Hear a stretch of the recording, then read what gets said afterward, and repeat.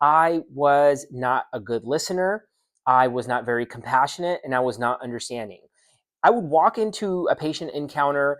I would get on a computer, look at them, maybe interrupt, not listen properly, not take time to understand that they may have woken up in the morning not feeling good, had to take a medication, had to make sure that their kids are in school, their dog is walked, they don't have money for gas. I didn't imagine all of the things that I imagine right now back then, which led to me not having trusting relationships, not having good patient experiences, not being able to rely on myself and others because I didn't trust my patient experiences.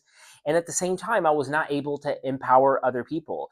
And I was getting a lot of corrective action, talking to different doctors, going to therapy, trying to understand why is it, what do I need to do? What do I need to do? What do I need to do? That was the biggest thing.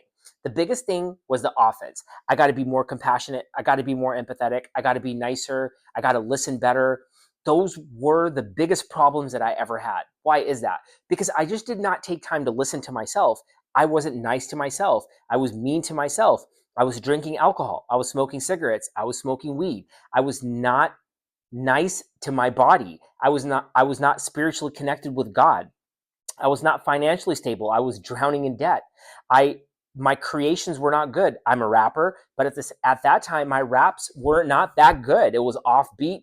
I didn't like that. And when I didn't like all of these things about myself, my spirituality, my mind, my physical body, my finances, my creations, my I was not inspirational. I was not motivational to myself. I had fleeting thoughts of motivation. Sure, I was working out. I was trying to eat healthy. I was trying to be healthy. And I was trying to do a good job. I never had anything bad against patients. There were times that certain people would talk to me about how that patient said that. I can't believe that patient did that. It's not your fault. They came late. They shouldn't have done that. Well, I was thinking in my mind, look, I'm a doctor. I mean, I really do respect patients. I don't like that we say bad things about them. I don't like that other people talk bad about other people in general. Oh, hey, kitty. Look at.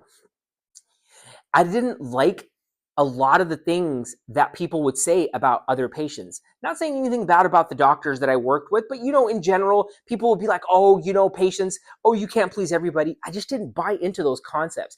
I wanted to know, why is it that those other people are getting good patient scores and they're not nice to themselves, or they're talking bad about other people? And why is it that I don't have anything bad to say about patients? Really, I only have bad things to say about myself, that I'm stupid, I'm dumb, I'm not good.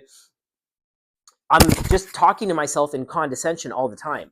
And that was where the big shift happened. And I was like, you know what? If these guys can figure out how to get good patient scores, I can too. I made it my mission. And this was in 2009 that I started this mission. And I was going to cognitive therapy, dialectical behavioral therapy, eye movement desensitization, reprocessing therapy. I mean, I went as far as I got sober. I haven't drank, I haven't drugged, I haven't done anything for nearly 7 years now. And then after that process of me getting sober, it took me about 2 to 3 years just to gain emotional clarity. Still, I was having bad patient experience ratings. And then after that, I slowly started developing mindfulness, and I started doing more dialectical behavioral therapy. And then I just started being more quiet, like by myself. And I stopped talking to other people, and I started writing everything down. And that's where I came up with the mind hygiene frameworks. Just writing rap songs, writing all the time. I knew that I had something good in my heart, but I just didn't know how to extract it. And as soon as I stopped talking to people, as soon as I started writing all the time and not asking people questions, only talking to non-biased sources like therapists, coaches, and looking things up online, looking things up on YouTube, that time AI was not there. Soon what happened was I started loving myself. And when I did, I realized that that was the biggest problem. If there was a problem, it was that I didn't have compassion towards myself. I was mean towards myself. I didn't forgive myself. I didn't understand myself. And thereby, I deflected all of those fears on other people. But when I unraveled all of that, just one by one by one, you can see all my patient reviews online. I have over maybe like 1,200 reviews that are glowing, that are great. I mean, I think the average score I have online is 4.8 out of all of those. I mean, imagine, like I'm at a point where there were no good patient scores for like several years. I was like the worst in the system. And now I do patient experience speaking. People actually pay me money to to help them get better patient scores. And what's happening now is I'm able to empathetically communicate with myself, have better trusting patient experiences. I'm able to empower others with mind hygiene techniques that are simple writing techniques where you accept yourself, be compassionate to yourself, take the next best action step to be the best version of yourself. The real you is who you are when nobody's watching. And when you can master that about yourself, everything else will unfold. And as I'm talking about this, and as I'm researching things on Chat GPT, it's like, this is the biggest thing. I believed in myself the whole time when nobody else believed me.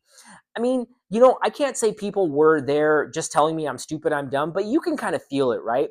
I mean, these guys don't have these problems. And when you don't have these problems, you just don't talk about it. People don't, there are a lot of doctors who do really well with patient experiences, even though they may not be nice to themselves, whether, they are just innately born with compassion, empathy, they're born with self belief, or people tell them they can believe in themselves. That was not the case with me, right? I was born into chaos. My dad had narcissistic personality disorder. My mom was institutionalized for 27 years with schizophrenia.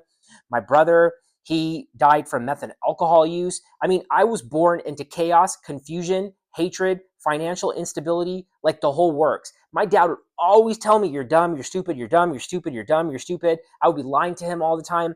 I mean, it was just like, you could call it a terrible upbringing, but now I've cried for my dad because it was not his fault. He grew up like this too. He didn't know any better. He thought this is what he needed to do to help me. Now, but that took me several years to understand it. And when I was able to forgive him, forgive myself, that was it. That's when all of these things just came but skyrocketed though. Since like 2021, my patient experiences have been so good, phenomenal, unbelievable. Like when you look at some of my patient experience reviews, like this guy's talking about being a good listener. Like that's all that I had a problem with before. All of the patient experiences, like he's a bad listener. What the point of this video is that if you believe in yourself and you believe that you have a good heart, you got to stop talking to people. You got to start writing everything down over and over again. You got to take care of your mind health, your physical health, your financial health, your spiritual health, your inspirational health, your creative health, and your executional health on a consistent basis all the time when nobody's patting you, when nobody's watching you. Confidence is isolated. Self-belief is a way of life. And I hope to inspire you with this, that if I can go from these horrible patient scores to being a patient experience speaker, if you believe in yourself, if you keep on putting the right tools in place, it could take 10 years for you to break through. But when you do, it's over. You're going to be up and elevated for the rest of your life.